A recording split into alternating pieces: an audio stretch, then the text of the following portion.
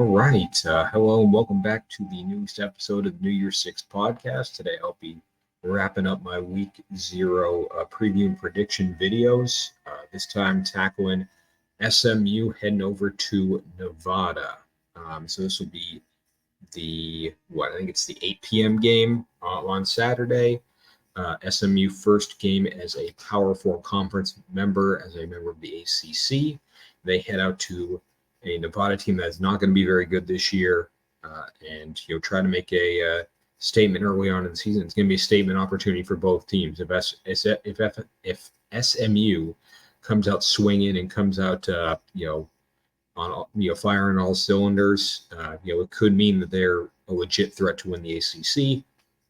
On Nevada's end, if they play somewhat respectable ball, maybe the year ends with a win or two that they shouldn't end up getting. I mean, it's going to be a tough game for that squad, but let's take it for where it is. So, just going to go team by team with a couple of key points that I think are going to be the key to the game for either side, and then I'll make a prediction at the end. So, with that, I'll start with the road team. We'll go with SMU. What is it going to take for SMU to win? And honestly, not a lot. They're going to be the heavy favorites. So at first glance, I do want to see what the new look D-line looks like. There's quite a few interesting players on that side of the ball.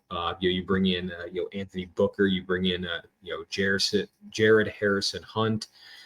Even those depth pieces like Mike Lockhart and Jonathan Jefferson. Very curious to see what the SMU D-line looks like and how those transfers play a role. Last year, SMU had one of the better rushing defenses in college football with the 28th ranked rushing defense. What do those transfers do to that depth? Do they enhance it? Are they liabilities?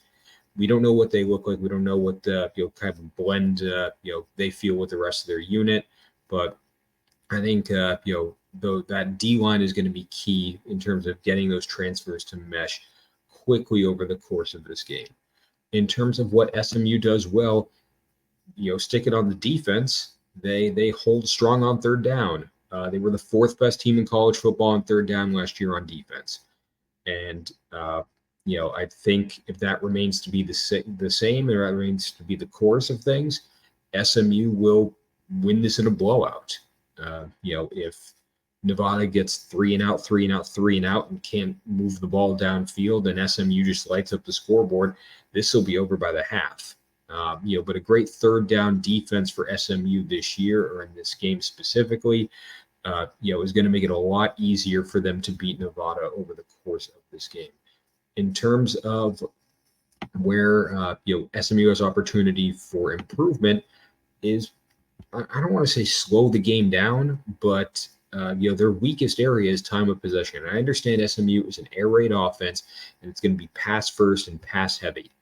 But if you can slow the ball down a second and keep the ball in your offense's hands, it gives Nevada less of an opportunity to score. It's already going to be hard enough for them to score, but minimizing those opportunities and keeping the ball in your quarterback's hand, your running back's hand, just makes it so much easier for everything to come together. So that's what it's going to take for SMU. But at the end of the day, it's not going to be particularly difficult for them to move past this game anyway. But we'll give Nevada a shot. So if I am Nevada, some key items to look at there through the portal. They've added some interesting guys. I like the addition of Savion Red in the portal, but what does that look like from a transfer perspective? Ultimately, the receiver room is very similar to that as well, where the receiver room is full of transfer options that we have not gotten to see yet. Jason Smith, Cortez Braum, Marcus Bellin, and you add that to Savion Red, who's a transfer running back as well. So from what we're seeing, it's got to be a lot of new faces on the offensive side of the ball. But when you're a heavily outmatched team, you got to establish the running game first.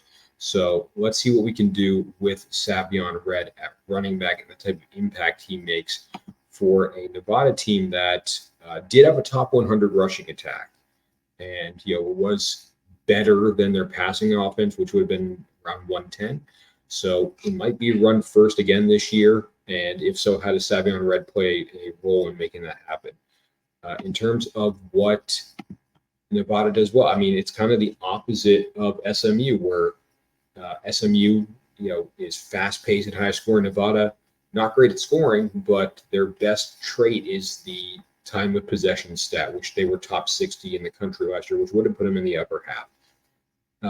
Same deal with SMU, where if you can keep the ball in your offense's hands and keep your opponent's offense off the field, it limits their opportunities to score and increases your ability to score. So I'm looking at Nevada to just play smart, consistent football on offense, avoid those turnovers, anything like that, and just, limit the opportunities that SMU will have to score on you.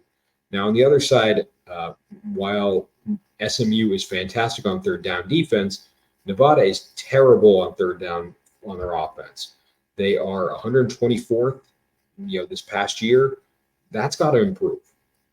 And while it's going to have a hard time improving against one of the best defenses on third down last year, if Nevada can make a move and Nevada can improve their status and make things happen for themselves and for this offense on third down, if you can limit the field, make it a 3rd and 2, a 3rd and 3, and open up the field a little bit more, that percentage will increase.